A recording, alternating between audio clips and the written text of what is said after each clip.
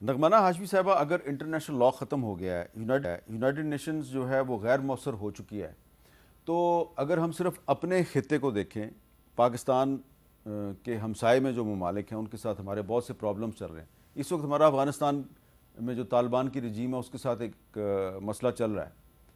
تو ہمارا بنیادی مطالبہ یہ ہے کہ جو آپ نے دوحہ ایگریمنٹ میں جو دنیا کے ساتھ وعدے کیے تھے اس پہ عمل درآمد کریں. تو اگر انٹرنیشنل لا ختم ہو گیا ہے، اسرائیل بھی اس کی رسپیکٹ نہیں کر رہا، امریکہ بھی رسپیکٹ نہیں کر رہا، تو افغان طالبان بھی نہیں کریں گے، تو پھر ہم کیا کریں؟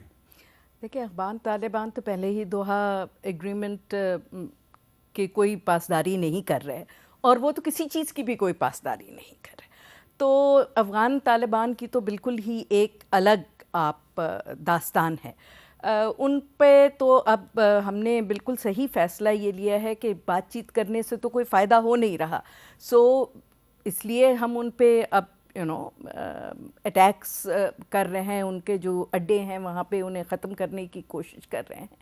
لیکن یہ آپ کا بہت ویلڈ سوال ہے کہ اگر انٹرنیشنل لا اتنا ویک ہو گیا ہے تو آپ کسی کو بھی مجبور نہیں پھر کر سکتے کہ جی آپ اس کو فالو کریں، کیونکہ جب دنیا کی طاقتور ترین قومیں اس کو خود وائلیٹ کریں گی تو نیچرلی یہ ایک انسینٹو ہوگا دوسروں کے لیے بھی کہ ان کا کیا بگاڑ لیا تو ہم.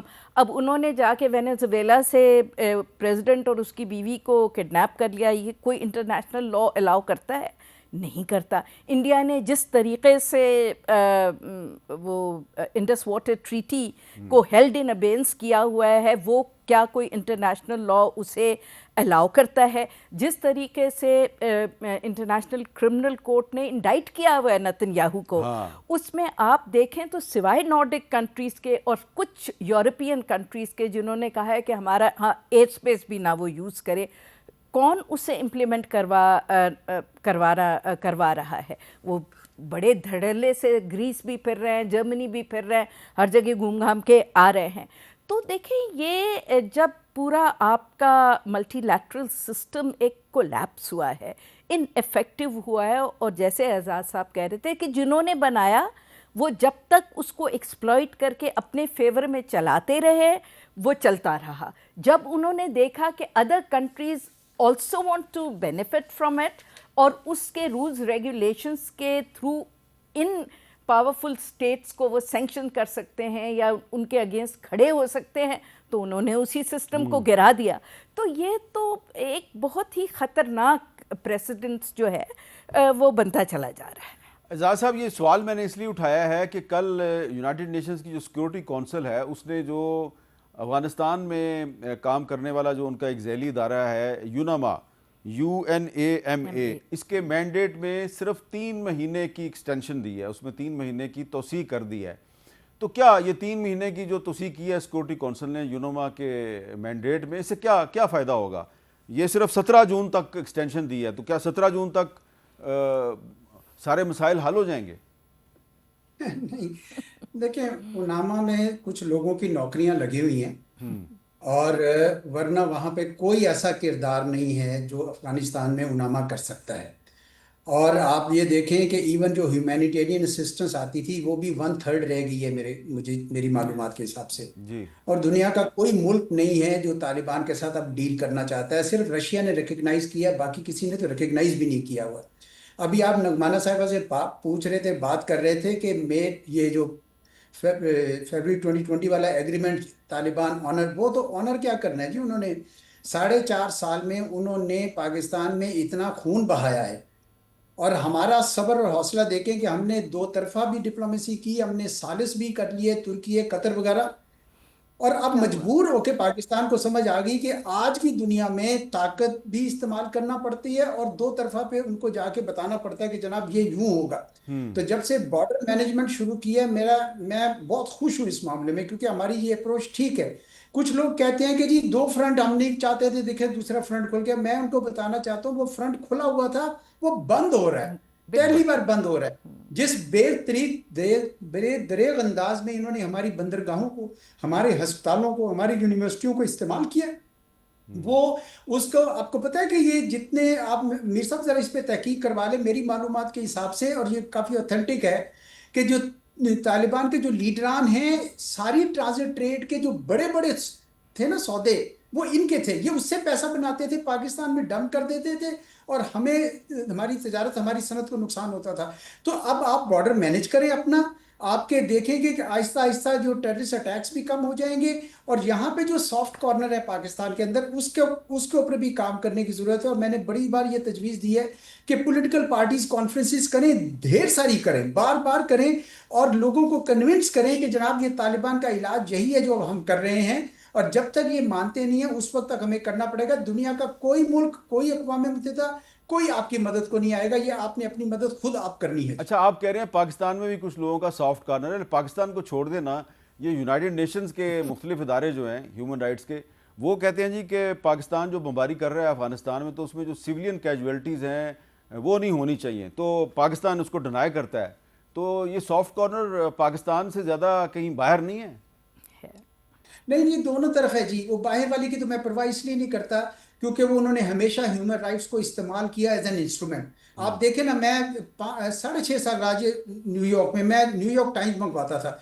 हर रोज फ्रंट पे एक कॉलम जरूर होता था, छोटा या बड़ा, चीन के ऊपर के ह्यूमन राइट्स वायलेट हो रहे हैं। ये हमेशा इन्होंने इस्तेमाल किया। We should not bother about that. मुझे अपने मुल्क के अंदर जरूरत है कि यहाँ हार्मनी और लोग कन्विंस हो कि अफगानिस्तान से अब इलाज यही है। ठीक है, आप सारा मुकम्मल जंग नहीं कर सकते, लेकिन उस वक्त तक जरूर करना है। जो अमेरिका का रह गया हुआ था असला, उसको डेसिमेट करने की जरूरत है, और वहां पे जो उन्होंने सेफ हेवन्स बनाए उनको खत्म किया जाए। साथ ही साथ आप डिप्लोमेसी भी खुली रखें। मैं ये नहीं कह रहा कि वो बंद करें उसके दरवाजा, वो मुकम्मल तौर पर बंद रखें, लेकिन बॉर्डर को आपने अब मैनेज करना है जब तक आपकी सूरत हाल बेहतर नहीं होती। और मुल्क के अंदर जरूर इत्तेफाक राय बनाने के लिए काम कीजिए। आपको याद होगा कि 2014 में ज़रब अज़्म में जब हम गए थे, उससे पहले 1 साल पूरा हमने पॉलिटिकल कॉन्फ्रेंसेस की थी, पॉलिटिकल पार्टीज की। तो उसके नतीजे में ये हुआ था कि वहां पे जब हमने ज़रब अज़्म किया तो उनको कहीं कोई लोकल मदद नहीं मिली और हमें कामयाबी मिली। मेरे ख्याल में इस किस्म का काम हमें दोबारा यहाँ पे करना चाहिए।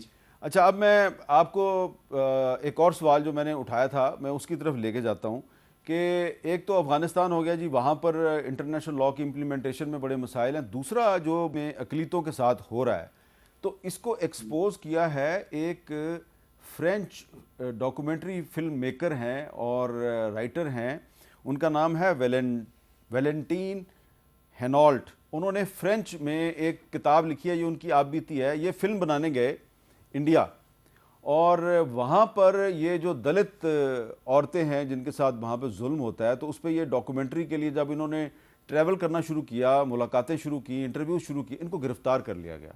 गिरफ़्तार करके इनको गोरखपुर की जेल में फेंक दिया गया। लिहाजा जो इनकी किताब है उसका नाम भी यही है, इन दी हेल ऑफ गोरखपुर प्रिजन।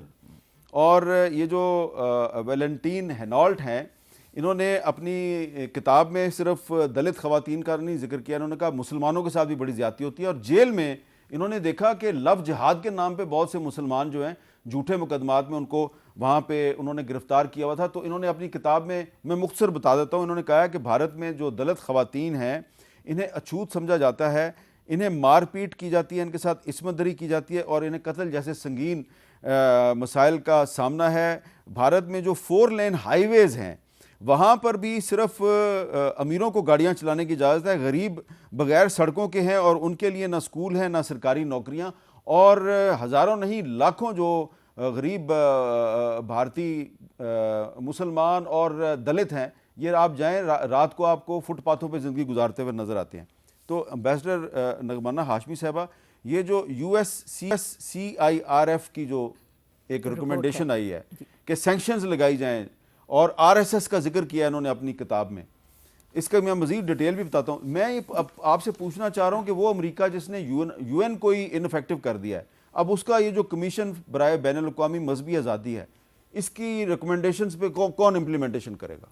देखें, पहली बात तो ये है कि कम से कम पहली दफ़ा ये एक चीज़ इंडिया के ख़िलाफ़ भी लिखी गई है, डॉक्यूमेंट हुई है, और उसमें उन्होंने, अगर आप उस रिपोर्ट को गौर से पढ़ें, मैंने कल पढ़ी थी वो रिपोर्ट सारी, तो आप देखेंगे कि वो बड़ी उन्होंने एग्जाम्पल्स दे के सिस्टमेटिकली करा। और उसमें सबसे बड़ी जो इम्पॉर्टेंट चीज़ उन्होंने बताई है वो ये कहा है جو کہ ایک بہت آئی تھنک انڈائٹمنٹ ہے انڈیا کی کہ یہ کوئی رینڈم نہیں ہے کہ کسی علاقے میں کسی کا پریجوڈس ہے تو اس نے کسی کو کر دیا یا کسی کی لڑائی ہے تو وہ کر دیا.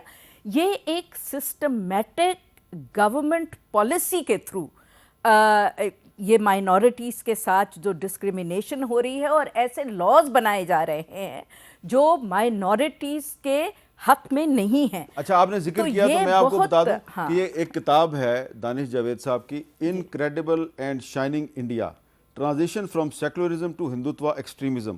اس میں بھی یہی چیز جو ہے یہ انہوں نے ڈاکومنٹ کیا اس چیز کو. تو وہ انہوں نے ڈاکیومنٹ کیا ہے اور انہوں نے کہا ہے کہ آر ایس ایس اور را کو سینکشن کرنا چاہیے اور ان کو سینکشن کر کے ان کو لنک کرنا چاہیے ان سینکشنز کو ٹریڈ کے ساتھ, ڈیفنس ایگریمنٹس کے ساتھ اور چیزوں کے ساتھ.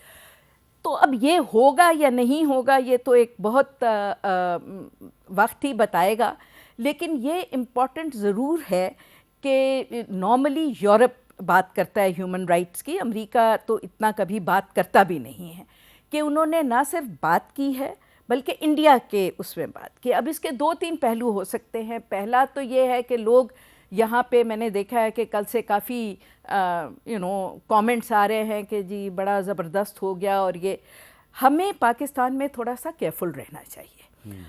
یہ بہت اچھی بات ہے کہ ہم سے اٹینشن ہٹ کے کم سے کم اور ہمارا جو وہ پوائنٹ آف ویو تھا وہ بہت اچھی طرح اس رپورٹ میں ونڈیکیٹ ہو گیا ہے.